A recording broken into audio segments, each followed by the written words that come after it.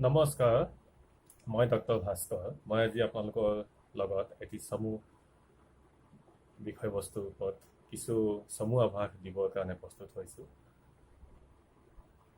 আমি আমাৰ দেহৰ ভিতৰত অক্সিজেনৰ লেভেল কি ধৰণে আমি ইমপ্ৰুভ কৰিব পাৰোঁ তাৰ বিষয়ে কিছু চমু আভাস মই দিব বিচাৰিছোঁ। অক্সিজেন হৈছে আমাৰ দেহৰ অতি অপৰিহাৰ্য বস্তু। অক্সিজেন নহ'লে আমি জীয়াই থাকিব নোৱাৰোঁ। গতিকে এই অক্সিজেনৰ পৰিমাণ আমাৰ দেহত কি ধৰণে সদায় মেইনটেইন হৈ থাকে, যাতে যাৱতীয় পৰিমাণে অক্সিজেন আমাৰ দেহাই পায়, তাৰ বিষয়ে আমি কি ধৰণে আমি সাৱধানতা বা উপায় অৱলম্বন কৰিব পাৰোঁ তাৰ বিষয়ে মই কিছু ক'ব বিচাৰিছোঁ। প্ৰথম অৱস্থাত ক'বলৈ গ'লে আমাৰ থকা ঘৰৰ ভিতৰত বা আমি য'ত থাকোঁ বা আমাৰ কৰ্মক্ষেত্ৰত যাতে ফ্ৰেছ এয়াৰ চলাচল কৰি থাকে, যাতে ফ্ৰেছ এয়াৰ চলাচল যদি কৰি থাকে তেতিয়াহ'লে আমাৰ দেহৰ ভিতৰত বিশুদ্ধ অক্সিজেন আমি ইনহেল কৰিছোঁ বুলি আমি ভাবিব পাৰোঁ। গতিকে আমাৰ দৰ্জাৰ খিৰিকী বা দৰ্জা বা ভেণ্টিলেটৰ ইত্যাদি বতাহ চলাচল হৈ থকা পিনে আমি মুকলি কৰি ৰখাটো প্ৰয়োজন, আৰু তেতিয়াহ'লে আমি যথেষ্টখিনি ফ্ৰেছ এয়াৰ ইনহেল কৰিব পাৰিম। দ্বিতীয়তে, আমি যাৱতীয় পৰিমাণে দৈনন্দিন বিশুদ্ধ পানী গ্ৰহণ কৰাটো অতিকৈ আৱশ্যক। যদি আমি যাৱতীয় পৰিমাণে পানী আমি যদি গ্ৰহণ কৰোঁ আৰু যদি আমাৰ স্বাস্থ্য আমি হাইড্ৰেটেড কৰি ৰাখিব পাৰোঁ, তেতিয়াহ'লে আমাৰ দেহত অক্সিজেনৰ পৰিমাণ মেইনটেইন হৈ থাকিব বুলি আমি ভাবিব পাৰোঁ।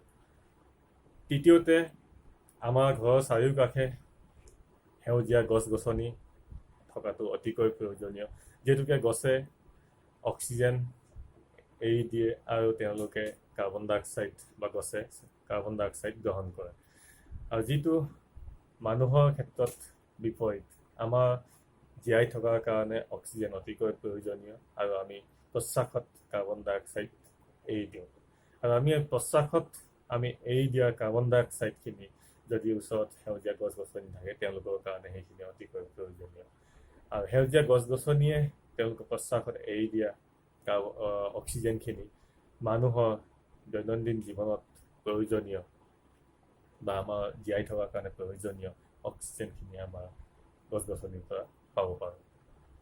তৃতীয়তে, আমি প্ৰচুৰ পৰিমাণে সেউজীয়া শাক পাচলি বা ফল মূল ইত্যাদি গ্ৰহণ কৰাটো দৰকাৰ। সেউজীয়া শাক পাচলি আৰু ফল মূল যদি আমি দৈনন্দিন খাদ্যত যদি আমি ৰাখোঁ, তেতিয়াহ'লে আমাৰ দেহত প্ৰচুৰ পৰিমাণে অক্সিজেন পাইছে বুলি ভাবিব পাৰোঁ। চতুৰ্থতে, অক্সিজেনৰ পৰিমাণ কি ধৰণে আমি মেইনটেইন কৰি ৰাখিব পাৰোঁ সেই বিষয়ে ক'বলৈ গ'লে আমি ফিজিকেল এক্টিভিটি বা দৈহিক ব্যায়াম দৈনন্দিন কিছু পৰিমাণে হ'লেও কৰাটো অতিকৈ প্ৰয়োজনীয়। যদি আমি প্ৰতি সপ্তাহত 1 ঘণ্টাকৈ যদি বা 1 আৱাৰকৈ 3 দিন যদি ফিজিকেল এক্টিভিটি ভালকৈ কৰোঁ, তেতিয়াহ'লে ই আমাৰ দেহাৰ কাৰণে অতিকৈ প্ৰয়োজনীয়, যিয়ে আমাৰ শৰীৰৰ অক্সিজেনৰ পৰিমাণ মেইনটেইন কৰাত সহায় কৰে। ইয়াৰ উপৰিও যদি আমি মেডিটেশ্যন যদি কৰোঁ বা মেডিটেশ্যন কৰি থকা ব্যক্তিসকলৰ ক্ষেত্ৰত দেহৰ কাৰণে অতিকৈ প্ৰয়োজনীয়। মেডিটেশ্যনেও আমাৰ দেহৰ অক্সিজেনৰ পৰিমাণ মেইনটেইন কৰি ৰাখে বুলি কোৱা হয়। ইয়াৰ উপৰিও যদি আমি আমাৰ খাদ্যাভ্যাসত আইৰণ জাতীয় খাদ্য আমি যদি খাওঁ, তেতিয়াহ'লে আপোনাৰ বা মোৰ বা আমাৰ দেহৰ অক্সিজেনৰ পৰিমাণ মেইনটেইন কৰি ৰাখিব। এতিয়া আইৰণ জাতীয় খাদ্য বস্তুৰ ভিতৰত আমি দৈনন্দিন খোৱা যেনে আমাৰ ঢেকীয়া, কচু শাক ইত্যাদি খাদ্যত প্ৰচুৰ পৰিমাণে আইৰণ থাকে বা আমাৰ পোৱা যায় বুলি ভাবা যায়। গতিকে এনেকুৱা ধৰণৰ খাদ্যবস্তু আমাৰ দৈনন্দিন খাদ্যত থকাটো অতিকৈ প্ৰয়োজনীয়।